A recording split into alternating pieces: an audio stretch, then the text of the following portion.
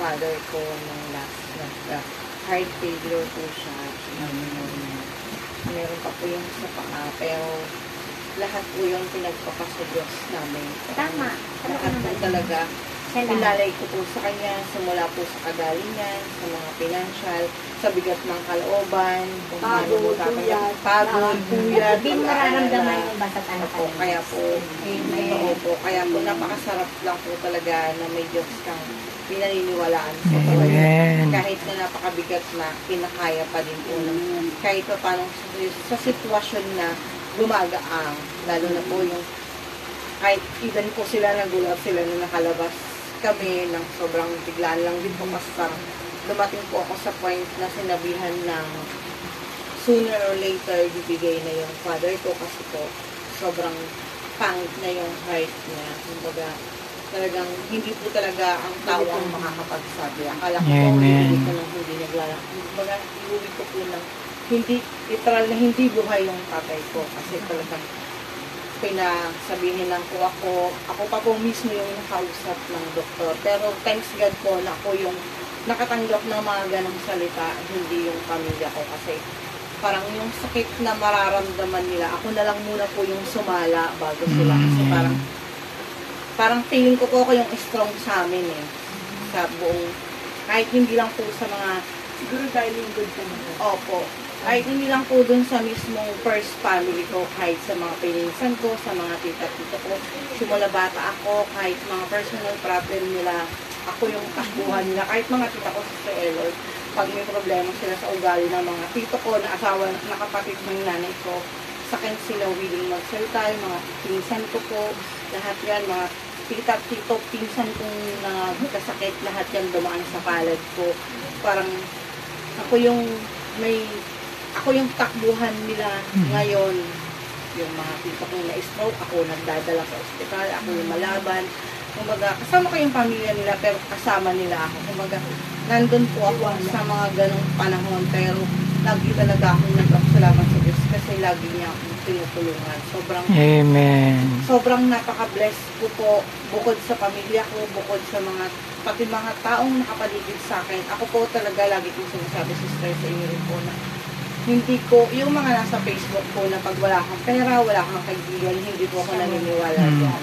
Kasi ako po wala akong madaming pera, may kahit pa yung mga kaibigan ko meron, pero hindi ko naramdaman na pinlastik ako or ayaw sa akin. Kahit isang tao wala, ewan ko po, dyan po talaga ako blessed na wala akong taong pinlastik po ako. Ewan ko po kahit sa trabaho, kapitbahay, kahit saan po ako galing. Kasi totoo ka. Opo. Sobrang nagpapasalamat talaga ako sa Diyos na napaka-bait niya po talaga sa akin. Dinagagaan niya po lahat ng bagay. Yun lang po. Sobrang bigat yung pinagdaanan namin ngayon, pero naging mag-anon dahil sa mga taong nakapaligid na ginawang instrumento ng Diyos. Alam ko po lahat ng nangyayari. Nung naging lingkod po ako ng Diyos, nung nagkaroon ako ng mas malaking pananampalataya sa Kanya, kahit kalit liit ang nangyayari sa buhay ko, alam, pinagpapasalamat ko yun kahit po. Kumbaga naniniwala ako ng lahat ng nangyayari talaga kaloob ng Diyos yun. Kaya po mas madali kong natatanggap, mas madali kong na-apply sa sarili ko na pagdudugtong-dugtong ko yung mga bagay-bagay na eto pala yun, kung bakit po nangyari yun. Diyos din po talaga yung magpapaunawa sa atin, magpapaintindi. Parang minsan po dapat aalis ka, hindi ka natuloy, manghinayang ka, oops, yun pala may ganito, kaya hindi ka po nakaalis. Yung kung nung maging lingkod po ako ng Diyos, mas naunawaan ko po talaga yung buhay ng kasama siya. Talaga po sobrang sama nga po rin na talagang mas magaang po talaga kahit po, parang kahit pagod ka na, pero pag naisip mo na hindi ka po babayaan ng Diyos, walang pintuan. Amen. Parang biro niyo po, minsan 48 hours ako sa ospital, wala akong kapalitan, pero hindi po ako napapagod. Hindi rin ako nakakaramdam ng inis na, ano ba naman yan, wala man lang pumapalit sa akin. Ako pa po nagsabi, sige, huwag niyo na akong palitan, kaya ko pa naman. Ganito, gano'n, magkakapalit lang po ako, sandali, kasi hindi naman po ako makakaligo doon o makakakain doon. Kahit minuto lang po, palitan ako para makakain ako o makaligo ako. Pero babalik po ako doon. Kumbaga, Dahil nga po siguro, sabi nga po, dahil lingkod ako ng Diyos, kaya napakatibay ng loob na meron ako kahit minsan parang nakakapagod, pero pag naisip kong Diyos ang bahala, nawawala lahat ng pagod, lahat ng lungkot, lahat ng nararamdaman kong pag-aalala. Ito pong nangyari sa tatay ko na bigla kami nakauwi ng, kasi dapat uwi po kami, pero diretso Jose Reyes. Kasi po, hindi po talaga maganda yung takbo ng puso niya. Kung mag-Chinese daw po kami, uubusin lang kami, pero walang kasiguraduhan yung buhay niya. Kasi nga po, naka-anim ang room lang po kami. Siguro, naisip ng doktor, wala kami sapat na pera. Kasi bakit kami mag-aanim ng kwarto kung may pera po kami, diba?